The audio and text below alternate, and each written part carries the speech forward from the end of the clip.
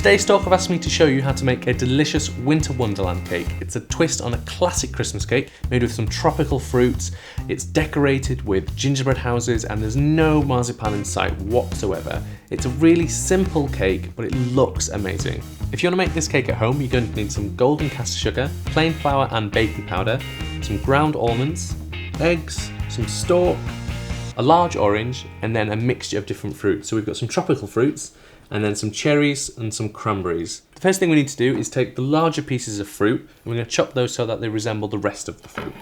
So once the fruit is all chopped, add that to the bowl with the rest of our fruit, and then we need to add in the zest and juice of our orange. Once we've got the zest in there, we just need to take the juice onto there as well, and that's just going to give the fruit a bit more moisture so you don't have that kind of really dried fruit taste as you eat it. And then this is going to need to sit for about half an hour so that all that juice is absorbed. So give that a mix around slightly and then just set that aside. To prepare our cake mix, what we need to do is add all our ingredients together. So we've got our caster sugar and then our plain flour with some baking powder in. Just add that to the bowl along with our ground almonds.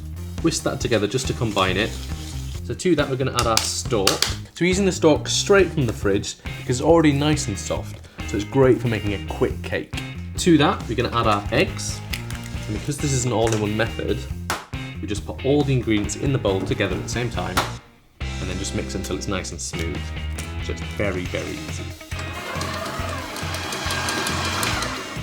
So when that's nicely fully combined, we're just going to add our fruit, which has been sat and has soaked up all the orange juice. So add that in, and then again, just mix that until it's nicely combined.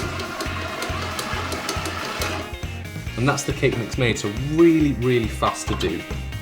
And that goes into a preheated oven for around an hour and a quarter until it's domed, nicely browned, and if you insert a skewer into the middle of the cake, it'll come out nice and clean. So this is my baked and cooled winter wonderland cake. It looks like a classic Christmas cake, but there's a lot more interesting things going on the inside.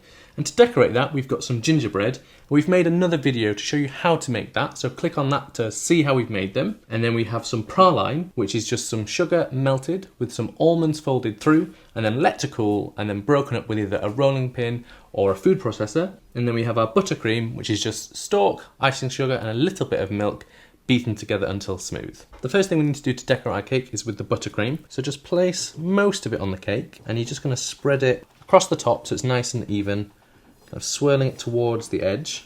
And don't worry if you don't have a cake stand like this, you can do it on a plate and just keep turning the plate, or even just by moving the cake around on its board. So once the whole cake is covered, try and clean it up slightly just because you are going to present it like this. So get rid of any of the excess. And the next stage is to add our gingerbreads around the outside to make our little village. So just gently press it against the side of the cake like that. Don't press too hard because you might break the biscuit, but you just want to stick it to the buttercream. To finish the cake, we just need to sprinkle the top with our praline, covering that buttercream, giving us a really nice finish.